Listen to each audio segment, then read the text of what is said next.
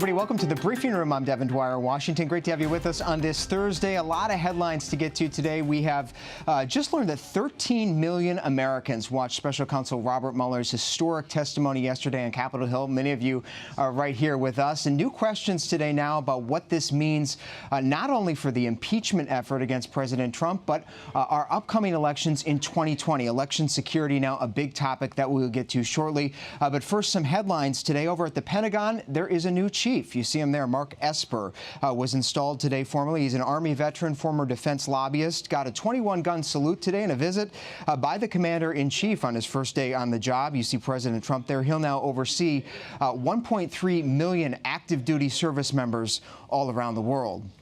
Well, the death penalty for federal inmates is now going back into effect. Attorney General Bill Barr announced today that the Justice Department will resume executions for the first time in nearly 20 years. 5 inmates on death row are now scheduled to be executed in December and January. The last federal execution was back in 2003.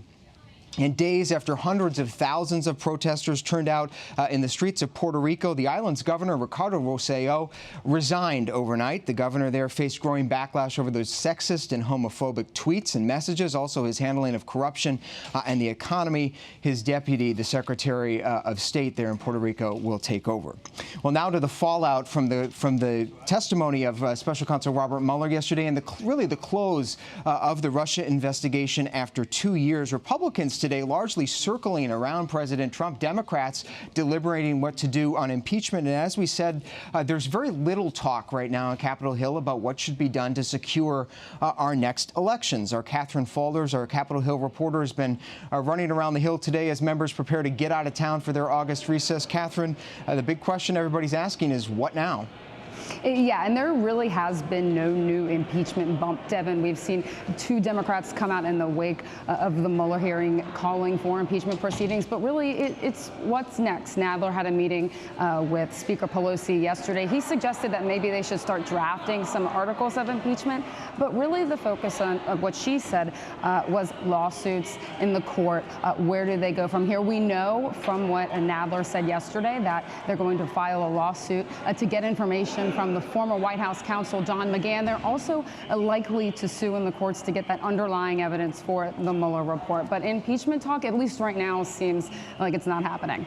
It is deflated today for sure. Catherine Faulders, thanks for that standby. We're joined now by a key Republican and Democratic member of Congress to talk a little bit more about the path forward, what can be done about our election security. I'm joined here in studio by Harley Ruda, Congressman from California, a Democrat. Good to see you, sir. Also joined from Capitol Hill by Congressman Will Hurd, Republican of Texas. He was on the committee yesterday that questioned Bob Mueller. I want to start with you, though, Congressman Ruda. Until 2 months ago, you were opposed to impeachment, right. Said put the brakes on, then you changed and came out in favor of it. Did your calculus change at all after what you heard yesterday from Bob Mueller? No, it didn't, and it shows further why we need to start an impeachment inquiry. That's what I favored, and I came out in mid-May as a member of the Oversight Committee. I've seen firsthand how the Trump administration has consistently thumbed their nose at our request for witnesses, our request for documents that are pertinent to the constitutional investigations we're doing. And, you know, it's common for administrations to slow walk witnesses and documents, but to absolutely say, no, we're not going to give you anything you ask, it's unprecedented. Is it fair to say that the movement towards impeachment is a bit deflated after yesterday? I think just the opposite. I think too much emphasis is being put on the performance of Mueller and the performance of those asking him questions, rather than being focused on what we heard and how we've got to face the facts that were presented. And this isn't alternative facts. These are real facts about Russian interference and attempts by Trump and his administration and campaign members to try and thwart those efforts. I want to put to you something that Congressman Al Green, one of the leading advocates for impeachment, had to say just this morning on the House floor, and get your response. We are now 1 day since Mr. Mueller testified before the Congress of the United States of America, the Judiciary Committee and Intelligence Committee. Mr. Mueller has written his report. He has testified before Congress. And now the question really becomes, what are we going to do? Will we seek additional testimony? I'm not opposed to it. But I do believe this. At some point, we will start to see evidence of what Dr. King called the paralysis of analysis.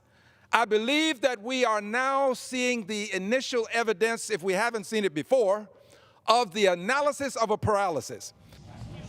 What's it going to take to break through the paralysis and build more public momentum for impeachment, which you support? I think the investigations need to continue, as well as the litigation in support of those investigations and trying to get those documents and those witnesses. Do you think new evidence appear. that might come out through that process would sort of sway people in a way that they haven't been so far? Well, or? I do think, unfortunately, a lot of people, including members of Congress, have not read the Mueller report. And I have read it twice, and I would imagine William Hurd has as well. He's an excellent member of the House. And we need people to read it, but we also need to continue to make sure that we are focusing other mediums and media on what has occurred. Because anybody reads this report, you cannot help but walk away and say, oh my goodness, this is what our president and those around him have been doing.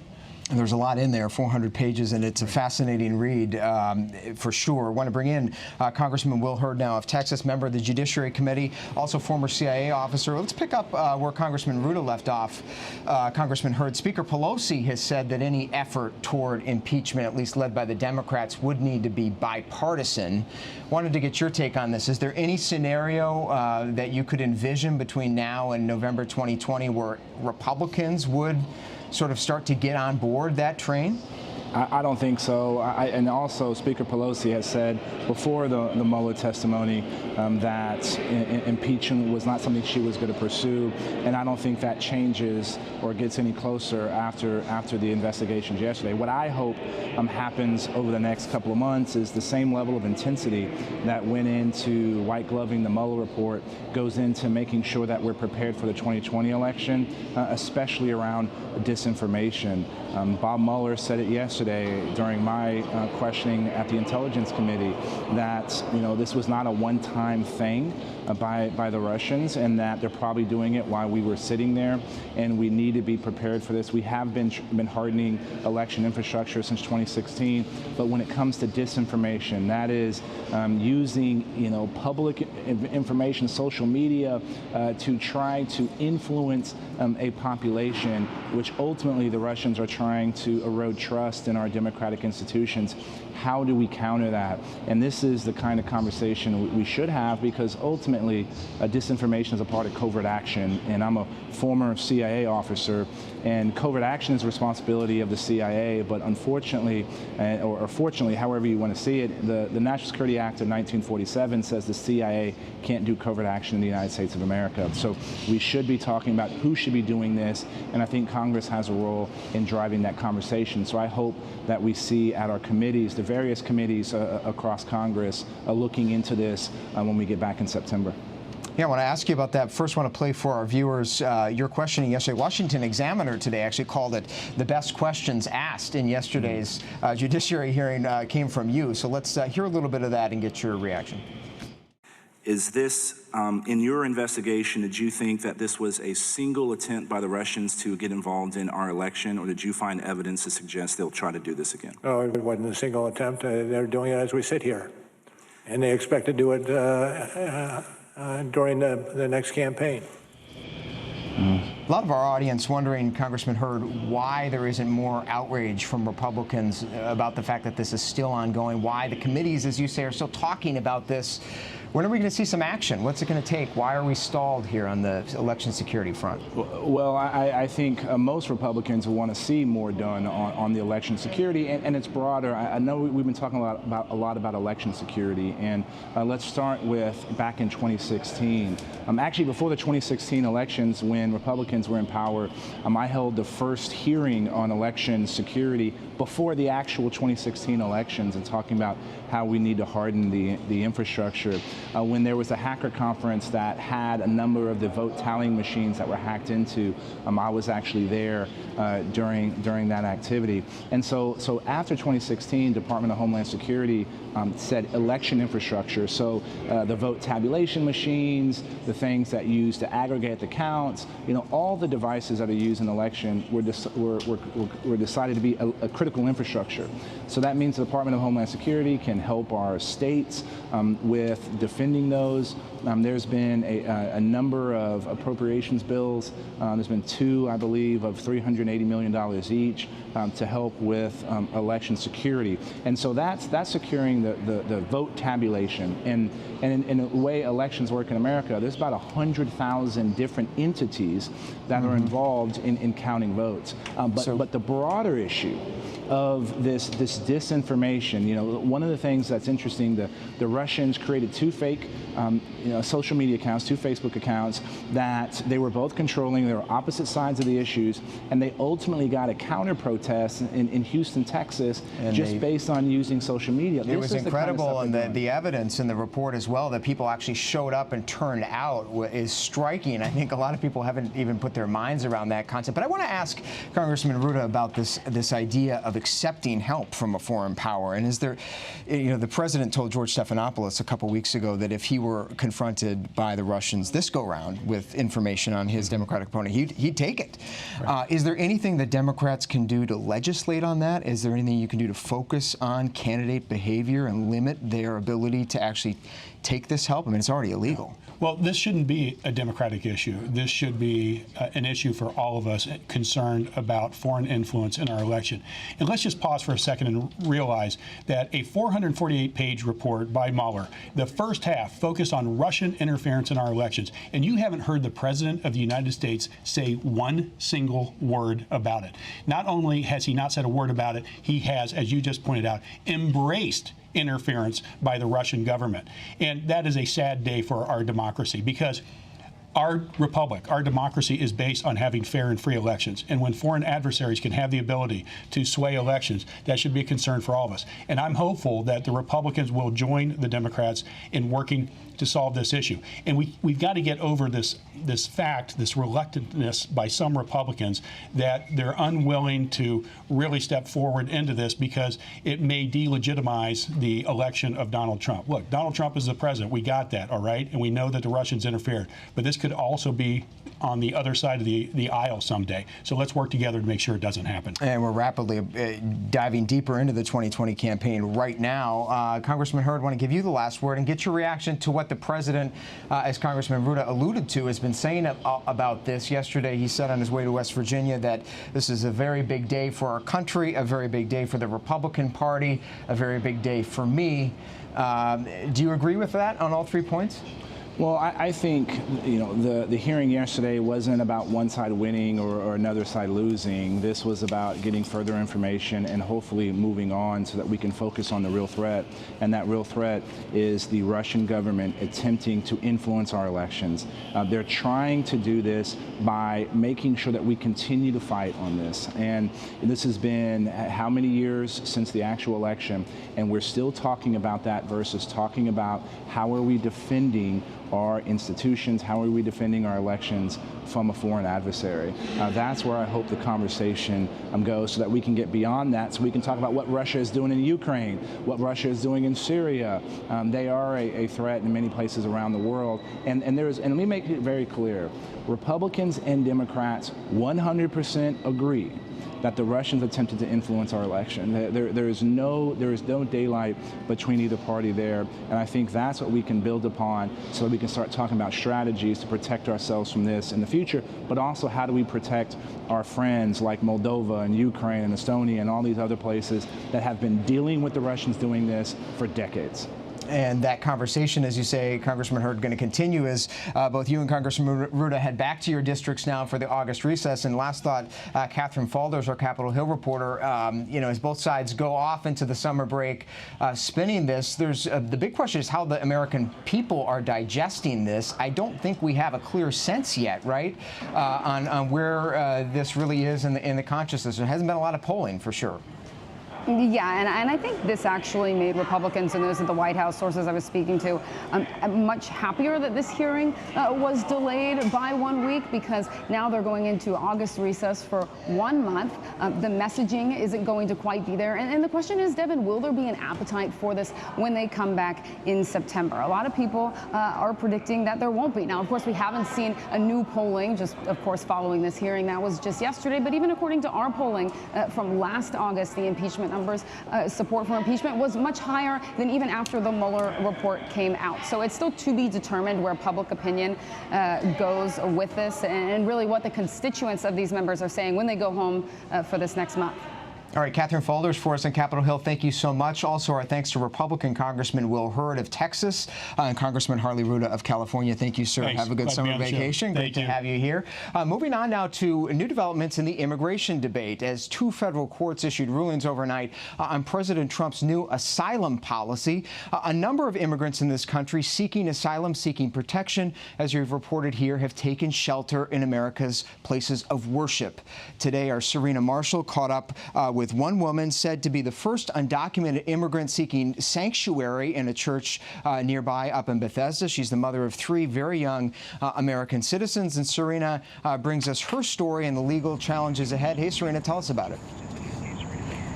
Devin, for the last 7 months, this church hasn't just been a place of worship for Rosa Gutierrez Lopez. It has been her sanctuary from ICE. In December, they ordered her removed, saying that she came here illegally and priority under the Trump administration. But she's been living in the United States for more than a decade with, as you said, her 3 American-born children. So she has been a member of the community, and that is why she's seeking asylum, seeking protection in this place of worship. But I asked her about the administration's claims that they're targeting criminals, that they are going after those who have broken the law. Here's what she had to say. Are you a criminal? No. Have you committed any crimes in the 13 years you've lived here? I don't have nothing problem with the police, with nothing, any people, nothing. Maybe supposed to be a criminal, I not go in the court. Maybe I have my order de protection. I don't criminal. You pay taxes? You have a job? Yes, every year. Every year. I for 13 years. And like so many of those who are seeking asylum at the southern border, she fled violence from El Salvador. She's been living here, as you heard, for 13 years, working, paying taxes during that time. Her 3 children, her oldest, a daughter, 12 years old, just celebrated her birthday, and she was telling me how scared her daughter is that her mother will be taken away, that she gets a hug and a kiss from her daughter every morning, every night, because she's so fearful she might come back and her mom just won't be here anymore. Yeah, Serena, there's a lot of concern amidst the talk of separating children from their parents in this immigration debate that could be happening inside the country at places like Bethesda, Maryland, if ICE authorities come to detain her, leaving behind 3 American citizen children with no one to support them. It's obviously a real concern. Thanks for that reporting. As Serena said there, this woman is seeking sanctuary in a church in Bethesda. There's a network, a growing network of churches all across the country who are taking in these immigrants, seeking to protect them from deportation, protect their families. It's really a standoff with ICE, and we're joined now by Reverend Abhi Jamanmanchi. He's the senior minister at the Cedar Lane Unitarian Universalist Church up there in Bethesda that's housing this mother. Reverend, thank you so much for joining us. Tell us how you got involved in this process and became a sanctuary church. First of all, thank you for having me on the show. Our congregation overwhelmingly voted to be a sanctuary congregation in May 2017 after having gone through a process of discernment that was premised primarily on some of the core principles of our faith, which calls us to affirm and promote the inherent worth and dignity of every person and to promote justice, equity, and compassion in human relations, which then calls us to engage in a core spiritual practice of practicing hospitality of heart and hand, not just to our friends, but also to our neighbors and strangers. And so that's the process that led us. It's a compelling mission for sure. I think a lot of people of faith can identify with what you're trying to do. It also brings you into direct conflict with authorities in some way who are maybe seeking to enforce the law. At least traditionally in this country, ICE has kept places of worship off limits. Have you felt threatened in any way by immigration officials? Have you been approached by them? And are you concerned at all for what might happen to this family in your custody? So we are approaching this both as an act of faith and as an act of faithful resistance. And so far, we have not been approached by ICE or anyone else from the administration regarding our being a sanctuary for Ms. Rosa Gutierrez Lopez and her children. As to whether we feel threatened, I don't think so. We are moving from that place of being assured of our ability to live up to our values, and in that sense, even if it is going against some of the laws and regulations that this current administration is seeking to enforce. And finally, Reverend, just wanted to ask you for your message to those who may hear this story, see what your church is doing, and shake their heads and say simply, this is a violation of the law. There are, millions of undocumented immigrants in the United States unlawfully. We're a nation of laws, a nation of law and order. What's your message to people who say people like Ms. Gutierrez need to go home? I say that we're also a nation that welcomes immigrants, that values immigrants, that has been built on the hard labor and the gifts that immigrants bring from around the world. And to me, that is both the premise and the promise of what we represent as a nation that we're also called to keep in mind and to create policies that affirm that principle rather than violate that principle. And that principle is what we are committed to at this point. And we appreciate your perspective, your story, and the good work that you're doing. Reverend Abi Jamin-Manshi, the senior minister at Cedar Lane Unitarian Universalist Church in Bethesda, Maryland. Thank you so much for coming on with us today. Well, now back here to Capitol Hill in Washington, in a rare sight up there before the United States Senate. The Select Committee on the Climate Crisis in the Senate today saw a panel of conservatives. Yes, conservatives who believe in the climate crisis and think that the United States Congress should do more. I'm joined now here in studio by one of the panelists who was there with the committee, Kira O'Brien. She's vice president of the Students for Carbon Dividends at Harvard University. Also joined today by David Ribeiro. He's with the American Council for an Energy Efficient Economy. Not someone who testified before the committee, but there's an interesting report out that we'll get to. But want to start with you, Kira, because a fascinating scene today on Capitol Hill. It's not every day that you see conservatives talking about climate change before a panel of Democrats. So tell me about how that came to be. So the Senate Democratic Committee on the Climate Crisis was generous enough to have us on the Hill speaking from the Republican perspective on why conservatives should be returning to our long legacy of leadership on this issue. Long legacy. Go back to President Teddy Roosevelt, George H.W. Bush, Ronald Reagan, Richard Nixon. All of these presidents have fantastic legacies of Republican leadership on sustainability and protecting our environment. What do you think when you see what has taken place so far in this administration, the rollback of the emissions rules, the clean carbon capping plan that the Obama administration had put into place, a lot of these EPA water regulations stripped away? I mean, I thought Republicans were supposed to be anti-regulation. Students for Carbon Dividends focuses on a bipartisan legislative approach. We believe that the most effective way to get long-term climate action passed is going to be through Congress, because that will end up with a more longevity in policy making, because you won't have an administration changing the policies of the past one and then vice versa when they swap. Okay, well, we know that Congress has been gridlocked on this issue for some time. They've taken it up in the Democratic-led House, but certainly over in the Senate it has sort of stalled. That's where the states and cities come in, Dave, because you and your organization, the American Council for an Energy Efficient Economy, has been taking a look at what states and local governments have been doing in the absence of a federal mandate to step up to the challenge of climate change. And you've actually come out today with a new report that ranks the most energy efficient cities and states in the least.